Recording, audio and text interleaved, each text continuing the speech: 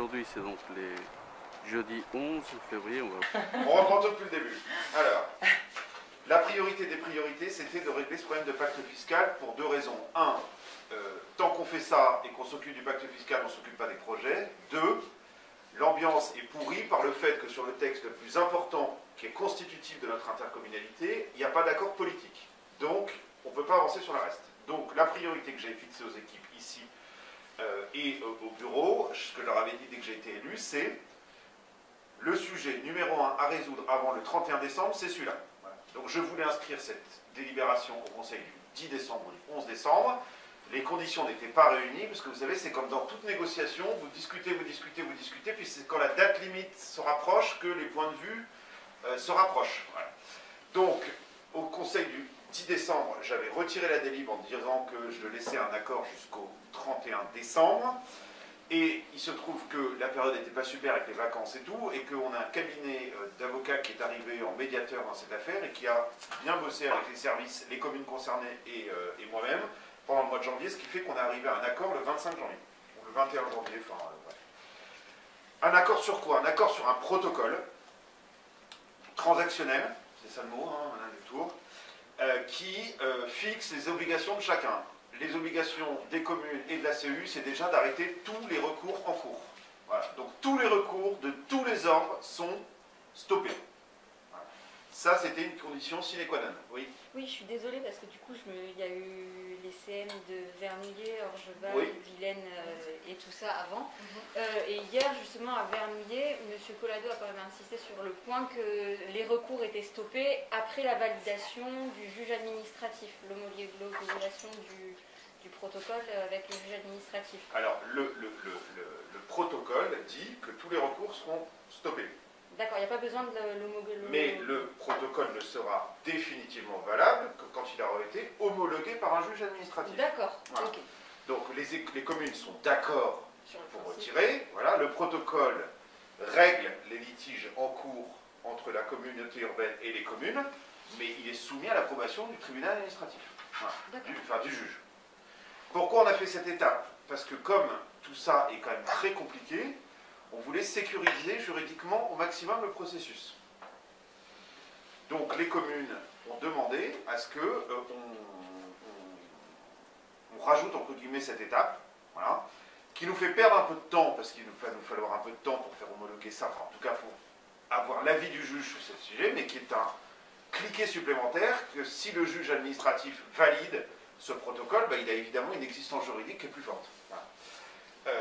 Il faut que vous sachiez quand même qu'on est des sujets, comme je l'ai dit, d'une incroyable complexité, puis surtout sur un cas quasiment unique en France.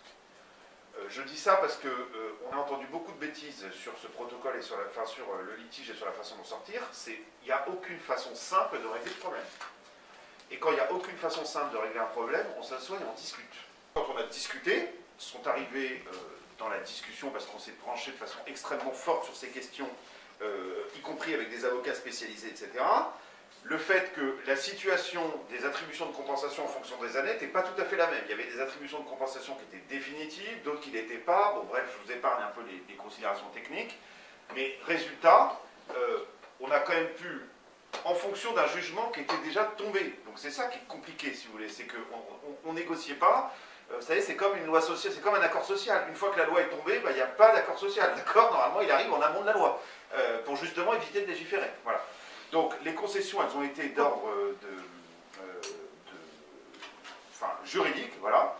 Et ensuite, on s'est mis d'accord sur comment mettre tout ça dans un protocole et comment on allait présenter tout ça.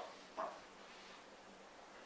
Du coup, là, les AC, elles sont calculées sur le protocole de 2019, qui sont versées. Exactement. Et comme il n'y a plus de contentieux, ça rend les AC de 2017 définitives.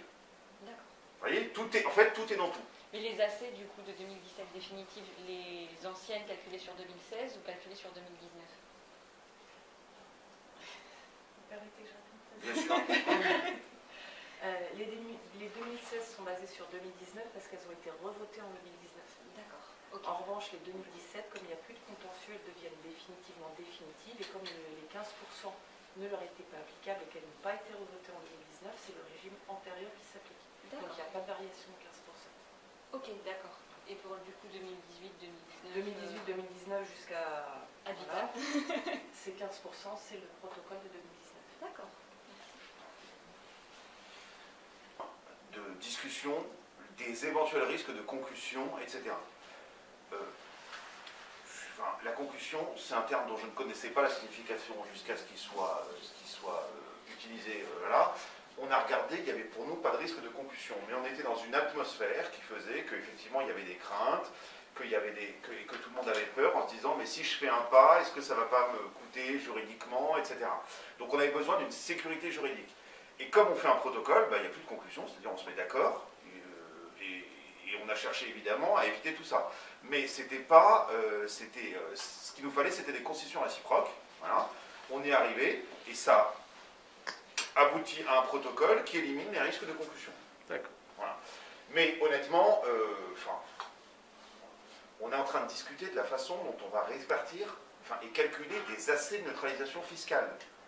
Si ça a une quelconque chance de déboucher en concussion, qui est un délit pénal, vous voyez, c'est pour ça qu'à un moment, il a fallu que tout le monde redescende de quelques étages